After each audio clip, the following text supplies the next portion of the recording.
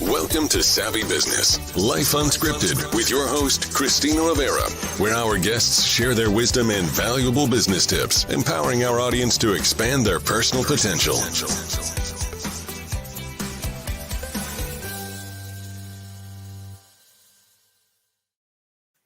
I love that music. So happy. Welcome, Gary Howell, to Savvy's Unleash Your Story. We're so grateful to have you here today. You're going to talk about your wonderful book. And boy, you have a lot to share with the audience. You've gone through your own tribulations and healing recently. The name of your book, Healing Strategies to Overcome Pain and Loss, Regain Control of Your Life. And, this is now, I was wondering, I saw here that you are a coach, a Pneuma coach? What is that? Well, pneuma is a Greek word that means spirit or life.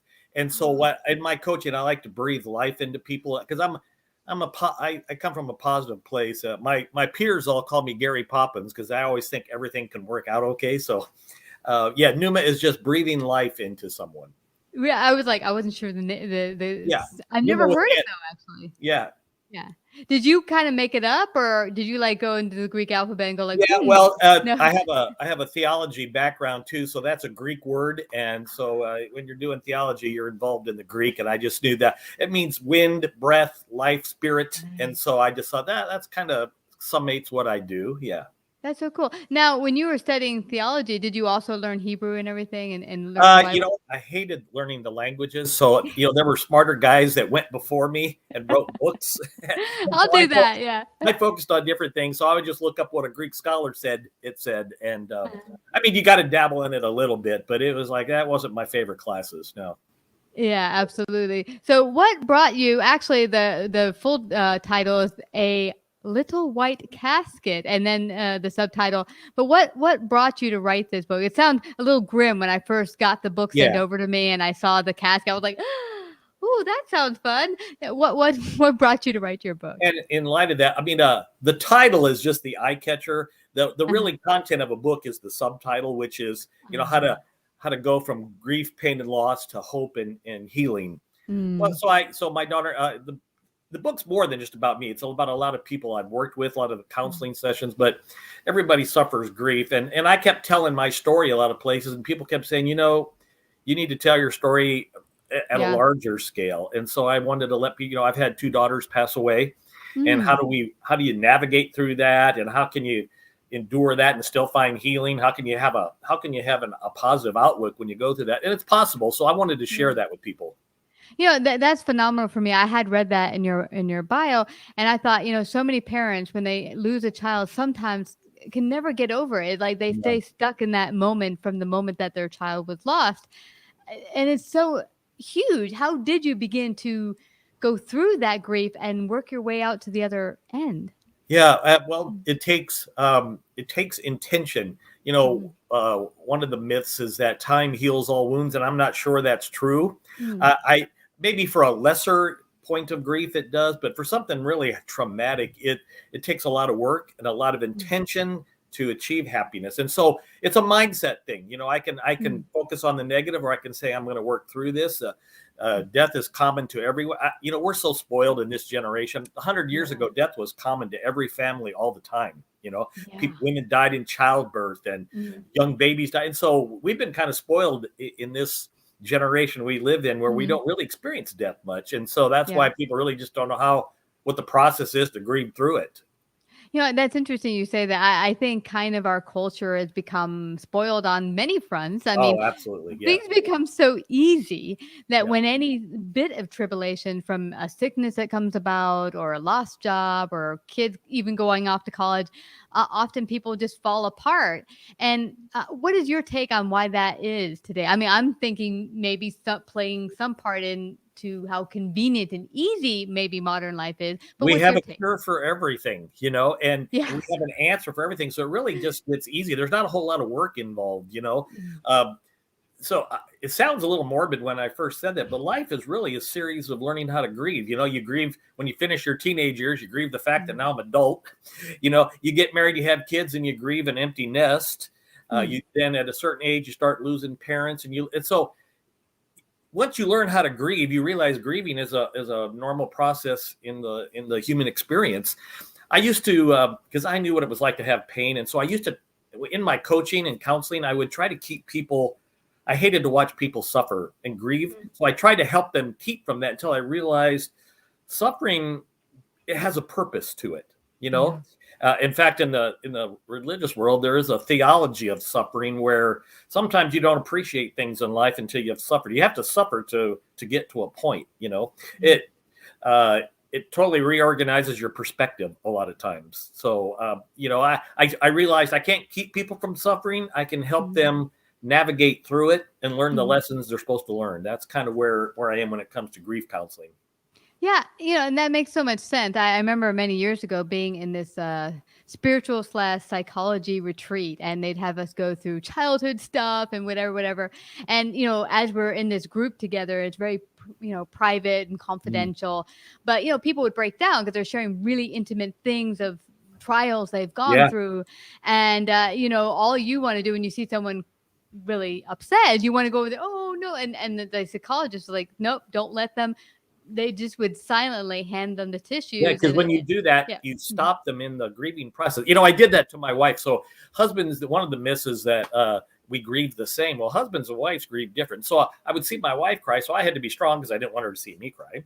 And then I would go in. Sometimes I'd come home from work and she'd be sitting there in the bedroom and kind of rocking the chair, holding the baby's clothes. And then I'd go into my best, Jerry Seinfeld, get her to laugh, pull her out of the room, trying to make her happy. What I realized is that I stifled her grieving process. I kept her from going through what she had to go through. So I actually extended it for her in my attempt to help, And we do that. We do that because we're compassionate, empathetic people.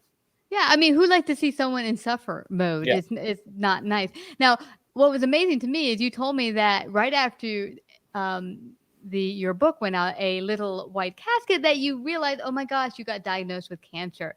Yeah, so what a perfect timing, not. But how did this help you? What you've written, did it help you through your own grief and working? Well, I first realized how ironic it was. And now I'm like, I have to put my theories and my to the test. It's not just for everybody else. And so I knew that doing this, it would also make interviews like this important, that, this stuff really does work. And so it becomes a mindset either way, I can sit around and feel sorry for myself, or I can say, I'm going to work through this. And there are statistics that say a person who's positive, they have a higher rate of healing. They have a higher rate of going from grief to hope. And, and so when I realized that, I'm like, that's my obligation. No one's going to do it for me, and it doesn't matter who comes alongside and says all the, there's an area in the book where I talk about people who try to help. Sometimes if you need to help somebody, it's just going and sitting next to them and being quiet. You don't have to tell me, God needed a little rose in heaven and all some of that stuff. Really, I know you're trying to help. Yeah, but it really annoyed me, and it actually was counterproductive to my healing. So sometimes just being there for somebody with your mouth shut and just letting them know you care. So people are doing that to me. I've always done that for people. Now I've got people coming over. They knew I had cancer, and it's funny because when I pushed send on my manuscript to the publisher, I had a weird premonition that something was going to happen. Wow. So when the doctor told me I had cancer, he said, I noticed you didn't have any facial expression. I'm like, I kind of almost anticipated something like this, which is weird, Yeah. I wonder if God was like, something's coming down the pipeline. You're not going to like it, but I've got your back here. Yeah. And that's kind of how I felt too. Yeah. And so in that, I know a lot of people. So I've worked with a lot of people, hundreds, maybe thousands of people, and I know they're all looking. And so I know that if I can live this out right, I can probably do more with my actions than I did with my words in a book. And that's kind of keeps me moving forward in this. And as I told you right before we started, I just got some amazing news from my oncologist that I'm hovering around a remission point, and that makes me even happier, And you had said something just a little bit ago that sometimes the greatest tribulations and trials are what make the joy. And when you do have a great outcome, that much more amazing and exciting and joyful, because now you've gone through the opposite end. Yeah. I remember watching when Princess Kate and William had their little baby, I told my wife, I feel sorry for that baby. That baby will never experience anything negative. Every move, everything, it'll be given to him, and he won't understand that working through something builds strength and builds mindset, and if you just give something to everybody, you enable them to be really an emotional mess down the road. And so I if you put pain and grief in a proper perspective, I like to say this to people: wonder if this isn't happening to you, it's happening for you. That changes the whole mindset, Yeah. My mentor used to say that all the time. Yeah. And when you're going through the difficulties, like, yeah. But it's interesting. I remember in my 20s, there was a gal I met, and she had come from a very wealthy family, and she had everything she could need and want, and an amazing trust fund. So she could literally go out, and like one of the biggest excuses people use, I'll go and do that someday when I have enough money. Yeah. But for her, that wasn't an issue. She had the trust fund that had plenty of money. She could do whatever she wanted, but I'd never seen a more miserable person. Absolutely. And in my head, I was jealous, going, well, let us switch places. I will find plenty of things to not be bored. But that's just what you were talking about. Because her life had always been so easy, she had no way to find out, who am I? What are my gifts I have to offer? I've never even delved into them. Or even life presents problems, and she had no way to process problems. If you can always pay your way out of something, you're not learning a lesson. In one of the chapters of the book, I talk about reframing, which is if you change the definition of something, you change the emotions that go with it. I mean, it's all through the Bible too. You see evidences of that. But so I looked at this like, one day I'll turn around and say, I'm thankful I had cancer because, and then I'll be able to say, no one says that and means like, boy, I'm glad I had cancer, but it served a purpose. It's been like a college course all over to me. Like I train people and I do stuff, and I'm like, well, I'm really on the learning end again, which is exciting. It really is exciting. It is. That's amazing. And I like that you mentioned how important positivity is. We had a guest many years ago who had been burned over 85% of his body. And he said, what was amazing to me is that the guy who had been in my job site with me, he also got burned the same, I think 75%. But he was so negative, sitting, laying next to me. We're in two beds next to each other. And he kept complaining, life is, just complain, really dark outlook. Well, he didn't heal. He kept getting worse and worse, and he ultimately died. Where the guy who, thank God, was able to make it to our show and talk about his amazing story, actually, he said, I recovered way quicker than doctors ever anticipated, and had a recovery that they didn't even anticipate. I was able to walk and whatever. But I really attribute that, and he does too, to his staying super positive. Yeah. And like, I feel sorry for some people that I coach, because I'm really hard when it comes to words, because words mean something. And so I'll always correct them. When a word has an idea of being negative, there's a young man who's suffering with anxiety, and he said, wonder if I have an anxiety attack today. I go, just by the fact that you said that out loud, you've increased by 80% your chance of having it. Wonder if you said, if I have a panic attack today, I'm going to do this, and I'm going to be, well, that sounds more powerful. Of course it does. Yeah.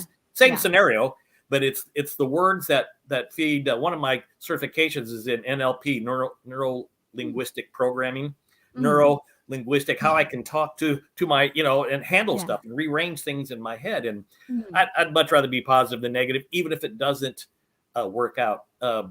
Some people are negative because they've been hurt in the past, and so they're negative. They don't really want to be. They're just preparing themselves in case it's bad. But when things work out, like, look what you tortured yourself with, so even with cancer, like, it took a couple days to get myself in the right frame of mind. And then I'm like, okay, we're on, and then somebody said, well, you went through the death of 2 kids. Did that make this easier? No, they're all individual, it's not sequential. It's individual incident. And so this is just a totally different incident, and I got to handle it in a totally different way. Now, what would you say, Gary, to someone listening and they said, well, I don't think I'm negative, but they would say, my life sucks. Well, actually, that's kind of negative. How do they begin to get in touch with where are they negative perhaps in their life, and kind of shifting that to being a more positive frame of mind? So I have this exercise I give my clients called the interviewer. I have them give it to 5 or 6 people, some that are close to them and some that are just maybe work with. And they're hard questions. And so you ask them, do I come across negative or positive? And so when you get the input back, so if you've gained 6 of them out and 6 of them said you're negative, you'd have to say, I think I may be negative. And then I call them on their words when they talk. As soon as they say something, I'm like, that's a very negative statement. Can you say what you said in a positive way? And we're starting to train them how to say something different. You know, I was taught this by my mentor. So I used to work with guys that were addicted to porn. And I would come into the class and I would say, how many days did you guys act out this week? You know, they'd go 4. And then I kept realizing, like, we're starting the class from a negative point of view. So I went in and said, how many days did you not act out? 3. Well, it's really the same answer. Yeah. You know? But it's a different outlook. It's a different, we put ourselves in a positive framework now, not a negative one. So it's important. Yeah. It's important in the grief process. Yeah, certainly. Now, what I've heard that there's different levels to grief. That isn't just one thing, that there's different stages. Could you share that with our audience? Yeah. And that comes with some of the myths surrounding grief. And I think probably as a good preamble, you have to realize where the myths start. It's like how we grieve is based on how grief was modeled in your family. You know, how did your mom and dad grieve? How did you watch people close to you grieve? What's modeled to you makes a difference. Sometimes it's just cultural. Like I have a German friend, and I've been to Ukraine, and that Eastern Bloc kind of people, that they're tough as nails. They do not show emotion. That doesn't mean it's not going on in here, but they grieve. You never know they're grieving. So someone said grief is situational, which, you know what? When you have a child that died, that's a level 10. In fact, as you were talking about grief, they said the worst grief to have is a spouse losing another spouse. The second one is a parent losing a child, because that's just not natural. You know, somewhere along the continuum of life, a child will bury their parents, but a parent's not supposed to bury their child. So when you lose a child, that's a level 10. But you know, you come home and you find out your wife left with the next door neighbor. If you've never had much grief, that's a level 10 to you. You know, and so you can't quantify grief, but the process is the same no matter what the power of the incident is. And so I try to have people process out loud, because they'll always say this, you know, I don't know. One of the guys I was working with, I said, why do you think you can't keep a relationship? And he said, I don't know. And I said, if you did know, what do you think the answer would be? And he said, I drink too much. I'm like, see, you knew. Deep down, people know. That you know when you're grieving, you know when you're depressed, but your language is, I don't know, because that way you don't have to deal with it, you know? Interesting. You know, my mentor always says that when I'm kind of stuck in what's the next step. He's like, but if you knew what the next step was, I was like, you know what? And you come up with something, I'll bet, you know? Most of the time. Yeah. Sometimes you're a little stuck. Yeah. And then when they say it, I use my favorite Dr. Phil line. When they say it, I'll say, did your ears hear what your mouth just said? Because you gave yourself the right answer, you know? Exactly. So good coaching and counseling is just being a good listener and driving them to the point where they have self-discovery, not me answering all their questions, you know? Yeah. Because you want to get to a point where they can look within themselves and find the answer they need to move forward. Because we can't be with them 24/7, you know? Exactly. Yeah. I can't be with my mentor 24/7 either, but I think they're very important. And if you are going through a stage of grief, I suggest go out there today and get A Little White Casket. Today it's an international bestseller in 5 categories, 6 countries. Wow. You want to help. And maybe, are you working with anyone right now? If they want to work with you, how could they do that? Oh, yes. In fact, at the end of the book, or I don't know if in your show notes, you'll give my pneumacoach.com. I work with a lot of people. We have Zoom. I work with people in New York and Chicago, and I love to work through stuff with people. I mean, it's the purpose of my life to help people go from here to here. So someone said, is that how you reframe the death of your 2 daughters? I said, I don't know that I have an answer to that, but it's made me a different person, and it's made me compassionate. Now, when I meet a person who's a jerk, I don't necessarily say that. My thought is, he didn't get up this morning and say, how can I be a jerk? So I'm like, what's going on in this person's life? There's a cause and effect here. And so I look past the jerkness, and I try to zero in and try to say, how can I help this guy get here? So I'd love to do that. pneumacoach.com. And you email me, and I'll email you back. We'll have a conversation. I have certain packages to help you work through. It's not just grief, but I do a lot of marriage counseling, personal development. So I'd love to just help anyone who hits pneumacoach.com. Awesome. I know I put another one there beneath your name, GaryHowell.com, but I'll also make sure to add Pneumacoach. Pneumacoach.com is my email. And that's the website that has my, it'll have my address on there as well. Wonderful. Now, can they buy your book directly on your website? Yeah, or they can do it on Amazon in Kindle or hard copy. Yeah. In fact, I find that interesting. Like, I think right now it's best selling in Australia. I've never been to Australia. I don't know anybody in Australia, apparently there's a lot of grieving people in Australia. And right now, I can imagine. So if you've seen now, yeah, can you imagine now? So it was weird because that's what I love about best-selling publishers. I was writing the book and I remember thinking, is this not what the world need? One more book on grieving? And I told him that. He said, look where we're at. We're in COVID. People are dying. He goes, maybe this book is more necessary now than ever. And I'm like, thank you for changing the reframing this for me. I don't like when people use my own stuff on me, but that was good for me. That was good for me. Yeah. No, I get that. Yeah. And sometimes you need to be reminded that, there's people out there who are different stages and need the information you might have gone through already. Mm-hmm. Yeah. Well, I just have to thank you again, Gary Howell, for coming to Savvy Broadcasting to share your great wisdom today. I really appreciate it. Thank you for the opportunity. I really do appreciate it. You betcha. Take care. Okay. All righty. We'll see you later. Like, subscribe, and share this episode. To listen to more savvy episodes and savvy biz tips, go to www.lifeunscriptedradio.com. To find out about our paid sponsorship opportunities or how to become a guest, email Christina at lifeunscriptedradio.com.